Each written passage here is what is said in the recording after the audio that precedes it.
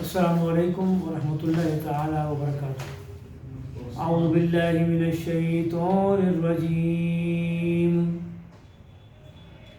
بسم اللہ الرحمن الرحیم۔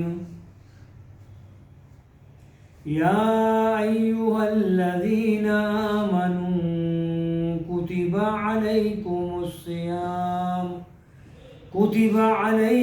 الصيام كما كتب على الذين من قبلكم لعلكم تتقون۔ صدق اللہ العظیم۔ الحمدللہ رب العالمین والعاقبۃ للمتقین، والصلاة والسلام علی اشرف الانبیاء و سید المرسلین سیدنا و حبیبنا محمد وعلی آلہ و صحبہ اجمعین، اما بعد۔ میں نے ابھی آپ حضرات کے سامنے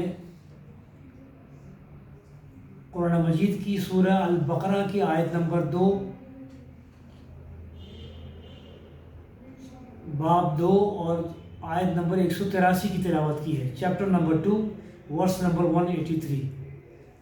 اس ایک آیت مبارکہ میں اللہ تبارک و تعالیٰ نے رمضان المبارک کے اندر روزے رکھنے کے مقصد کو، اس کے مقاصد کو اجاگر کیا ہے، اور اس کی نتیجہ جو نکلتا ہے اس کو بیان کیا ہے۔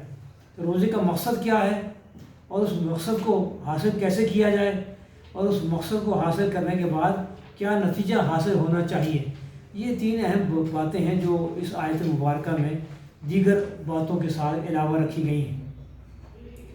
سب سے پہلے تو میں آپ کی خدمت میں اس کا ترجمہ رکھوں گا، پھر چند موٹی موٹی اشارے اپنی اور آپ کی نصیحت کے لیے، یاد دہانی کے لیے، کہ دیکھیں تو صحیح اس آیت میں کیا کہا جا رہا ہے، کیوں کہا جا رہا ہے، کس سے کہا جا رہا ہے، کیا مانگا جا رہا ہے، کیا مطالبہ کیا جا رہا ہے۔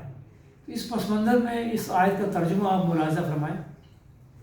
فرمایا اللہ تبارک و تعالیٰ نے جو اس کائنات کا مالک اور خالق ہے، میرے اور آپ کی زندگی کا بھی مالک ہے، وہ یہ کہہ رہا ہے کہ اے لوگوں جو ایمان لائے ہو۔ پہلی بات تو یہ آیت مبارکہ جس دن نازل ہوئی تھی اس وقت بھی اس زمانے کے لوگوں سے جو ایمان لے کر کے آئے تھے ان سے بھی مخاطب ہو رہی تھی، اور آج بھی اس وقت بھی ان لوگوں سے مخاطب ہو رہی ہے جو اس کمرے، اس یونیورسٹی میں اور آپ بیٹھے ہیں، مجھ سے بھی مخاطب ہو رہی ہے۔